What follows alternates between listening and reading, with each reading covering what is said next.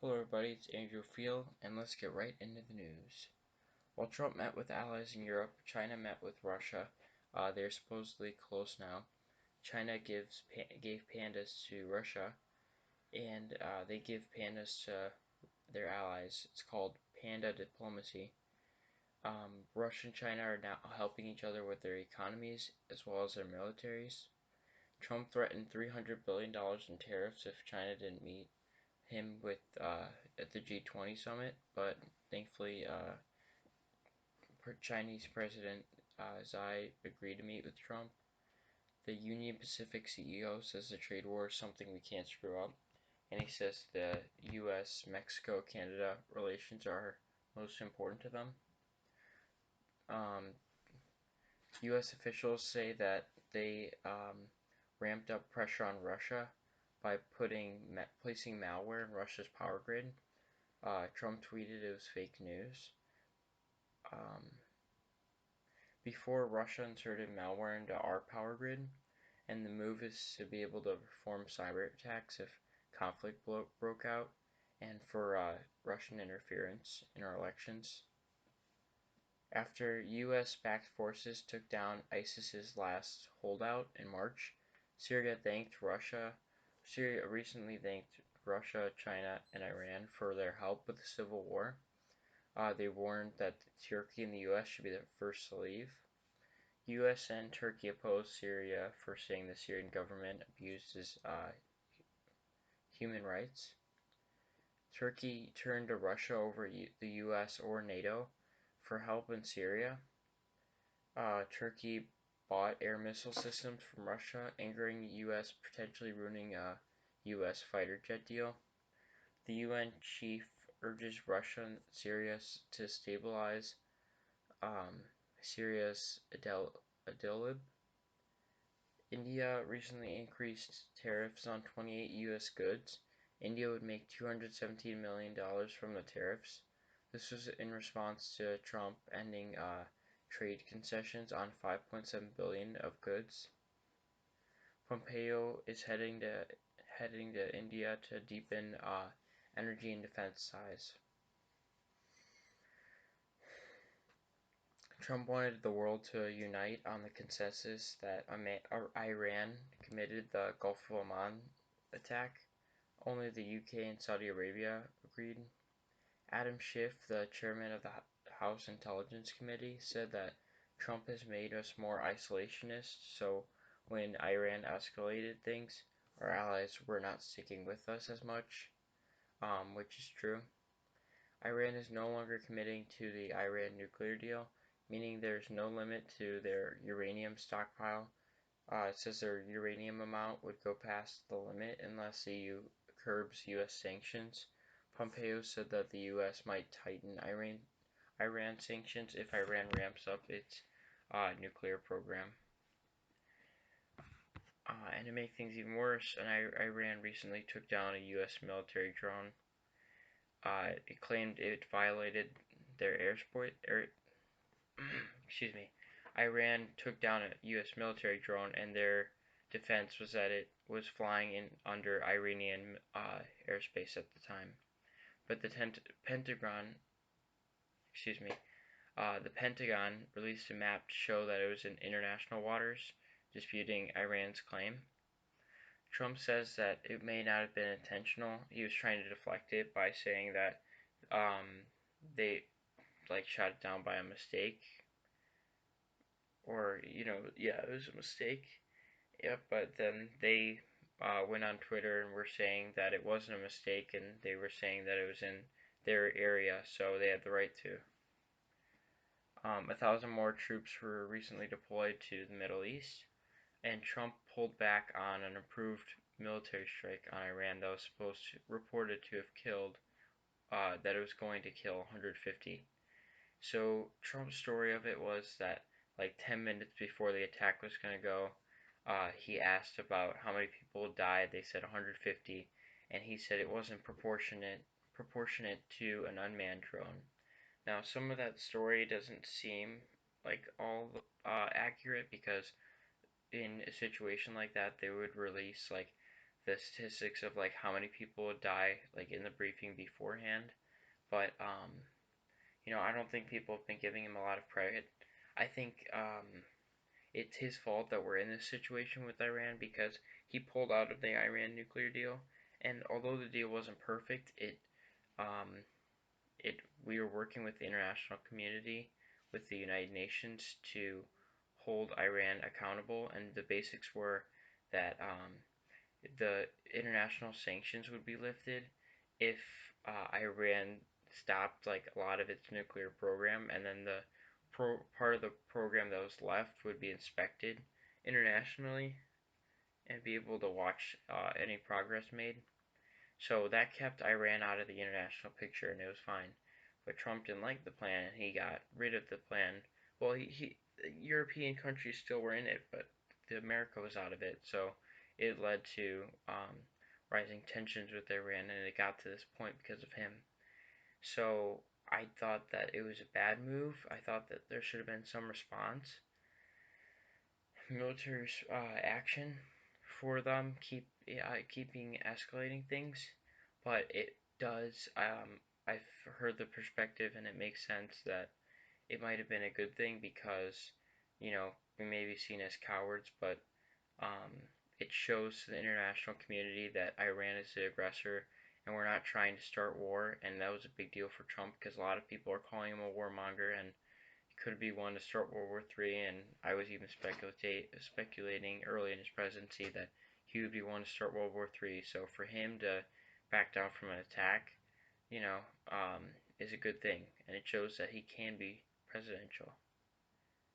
Not saying that he wouldn't have been presidential if he went with the attack, but I mean, to like, if he was thinking about, lives and like not wanting to act, especially since people in this inner circle like John Bolton and Mike Pompeo probably like wanted an attack, and for him to like say no to them is pretty commendable.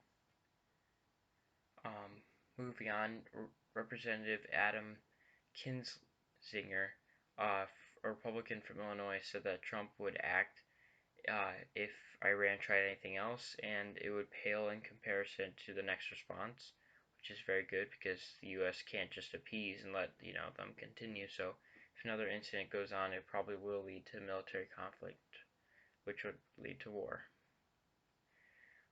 The U.S. Cyber Command launched a cyber attack on an Iranian group that supported the tanker attacks in the Gulf of Oman. Democrats don't want military conflict, and we're talking of impeachment. Key senators were getting briefed by the Trump administration in closed door meetings about Iran. The UK risks Scotland split if Brexit is a no deal. The ninth U.S. tourist died in the Dominican Republic recently. Intelligence is not sure if the deaths are related yet. Trump started his 2020 re-election campaign with a Florida rally in Orlando. Um, I really appreciate I know Bernie is a Democrat and he is running against Trump, but it's important to see what he didn't say, and that's exactly what he did. Well, he's saying that his speech was filled with lies, which probably was true too. He points out that he did not mention climate change once, and that's very unpresidential of him, and is very the thing I don't like about him least, besides the way that he talks. So besides that is him not believing in climate change, because it's the exact opposite of what our president should be doing right now in this crisis. Um, he actually boasted about producing more carbon, which is wrong. He did not talk about half of the U.S. families living paycheck to paycheck, the income inequality between the 1% and a lot of people who are struggling to get by. He almost made 32 million Americans go without health care with like trying to remove Obamacare with not having a good alternative. Hundreds of thousands can't afford to go to college. He did not mention like student debt. He lied about lowering prescription drug costs. He skipped infrastructure, which was supposed to be a bipartisan thing that didn't work out when he kept walking away from the meetings. He says the minimum wage, Sanders says, minimum wage not raised in 10 years. Trump passed on gun control to stop mass shootings. Didn't talk about gun control. He's racist on talking about immigration. Trump made $25 million from his campaign on Tuesday, which was the highest ever in one day. So, that's good for him. It means Democrats have to raise a lot of money for their efforts because none of them have those numbers yet. Trump adds another million with visit to a resort near Miami. The taxpayer money totaling about $107 million. He played golf 186 out of the 881 days in office, and he blamed Obama for everything, but he would also blame him about playing too much golf, and he's played so much golf, so it's just another way that he's hypocritical. The Florida newspaper Orlando Sentinel, who usually goes for Republican candidates, is saying Trump should not be reelected. And their headline was basically saying anyone but Trump for 2020. And it was cool that on Twitter, the leading thing on trending for a little bit was anyone but Trump 2020. Trump said he'd be deporting millions of undocumented immigrants, and he called them illegal aliens, which, to get our facts straight, one of our nicknames at least used to be Land of the Immigrants, and yes, it's not good for them to come in illegally, but you're talking about people who want to come to this country, to live in this country, and to probably one day become citizens, and he's not even referring to them as people when he calls them illegal aliens, like they're not even from this earth, which is disgusting and should not be used. But he used a lot of terminology that shouldn't be used, which is why I can't respect him. A right-wing Ann Coulter went from Trump supporter to critic because he didn't build the wall. This is just an idiot lady. Trump is pardoning George W. Bush's chief of staff, Scooter Libby, who obstructed justice. He's a former U.S. ambassador, former U.S. ambassador and his wife, a former CIA agent, criticized Trump for the pardon. And this is someone who's very much into Scooter Libby's investigation of obstructing justice. Bush did not make Libby go to jail, but he did not pardon him either. AOC and others compare what Trump is doing to the southern border is to the Holocaust, and that sounds extreme, but it actually makes sense because it's like some were saying, it's like a slow process. It's not like, oh, millions of people died in one day. No, it was people were separated and put into these camps, and it was sort of done under the radar, but it was a slow process leading to millions of deaths, targeting one group of people. So it's pretty sad, but it's true. Trump blasted Fox News for releasing polls that made him look bad. ABC News hit a jackpot with a 30-hour interview of Trump. Trump thinks that he can do whatever he wants with Article 2. He said he could have fired Mueller before retiring. He calls polls that he is trailing fake. Hope Hicks recently refused to answer questions of Trump's attempts to obstruct justice. She did not even admit to where in the White House her office was. The White House thought she was it was wrong, but thought that she was immune from testifying in Congress. Trump tells his acting chief of staff, Mulvaney, to leave the room after he coughs during Trump's answer. Trump's pick to replace Nikki Haley as UN ambassador to Canada was absent from her post 300 out of the 600 days as U.S. ambassador to Canada. She sat before the Senate Committee on Foreign Relations. Her husband, Joseph Kraft, is the CEO of a coal giant, potentially putting her in an awkward position on climate change, but that kind of lines up with Trump, sadly. Kraft pledged to the State Department that she would act personally on something. She would not act personally on something that would affect financials. Said her husband would not communicate directly to her department while she is UN ambassador. And just to say how bad the situation is, um, at this point and for a while now, we have had no UN ambassador. So when we should be leading issues in the UN and speaking up on these issues, we haven't been able to as much, at least because we don't have a representative to speak on these issues that we should be leading on throughout the world. So that's really sad, and I didn't even think about that until this was brought up.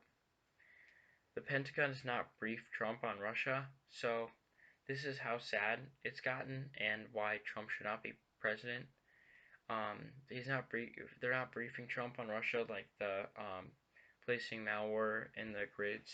Like they were not telling him about stuff like this because they're worried he'd either shut it down or like report to Russia about it. And when the military can't trust Trump with details, that really should be a clear sign that he's not ready to be president. Stephen Colbert hosted Jon Stewart, and Stewart fired back at McConnell about politicians being too busy for 9/11 victims. Congress needs to pass a 9/11 Victims Fund. 9/11 first responder is dying from cancer, and he's spending his last days fighting for a bill. The bill, because some 9/11 responders are not getting enough like medical treatment after like going in during that time when the buildings fell, that led to like cancer and other diseases that they got from it, risking their lives.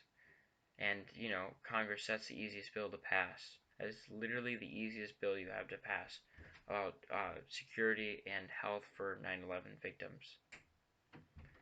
Um, Wisconsin Democratic governor vetoed 4 abortion bills passed by Republican legislator. Trump fired several pollsters after polls show Trump losing to Democrats in key states. It's a good sign for the Democrats. People didn't want to trust the polls too much after what happened with Hillary, but you know, that's just someone who doesn't want to believe the truth when they fire their own pollsters for just reporting the truth. Trump is cutting Biden's lead in Wisconsin. He's tied in Michigan and Pennsylvania. Trump is pushing healthcare and saying he will replace Obamacare with an alternative that is less money and covers more. Don't know what that is, but he's just saying that. I don't know if he'll act on it, but he's just saying that ahead of his campaign. So he can say that he has something to do with healthcare. AOC fired back at Trump after he was agreeing with her on him being a big risk of winning re-election by saying an impeachment inquiry should be made to a president who obstructs justice. Trump posted a video of a fake time cover saying that he would be president until 2044 to forever. Trump said he planned to live tweet Democratic primaries. Senate Democrats are trying to pass more election legislation.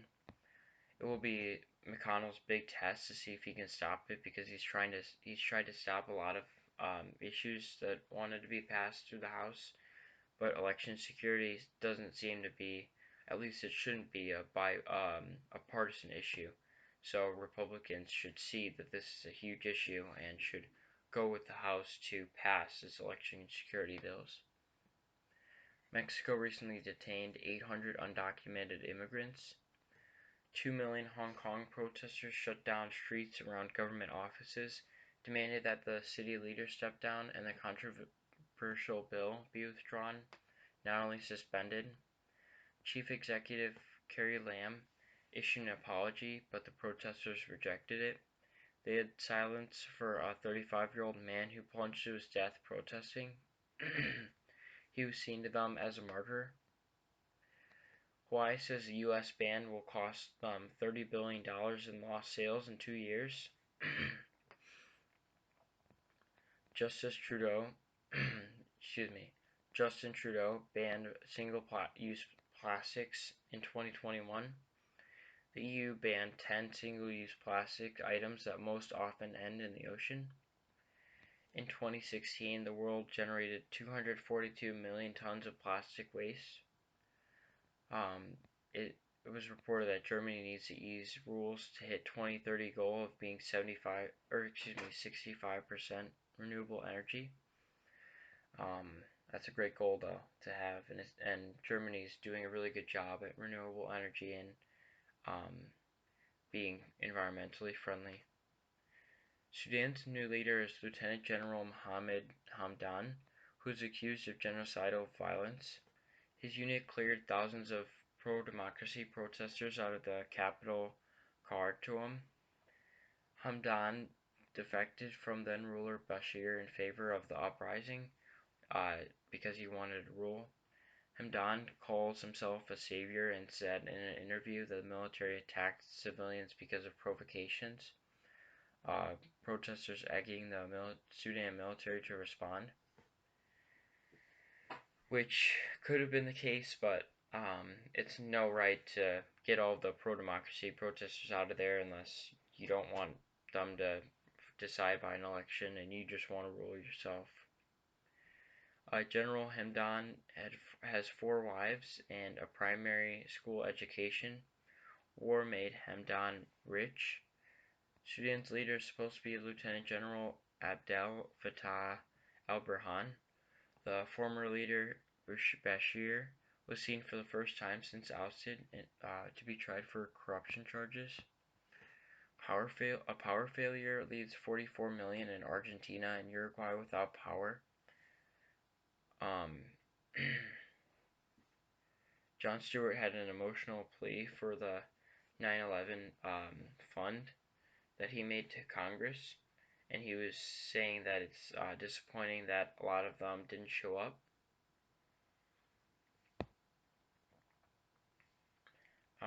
Botswana, Africa overturned a law that criminalized homosexuality. 32 of Africa's 54 countries criminalize homosexuality, set in place by colonial powers.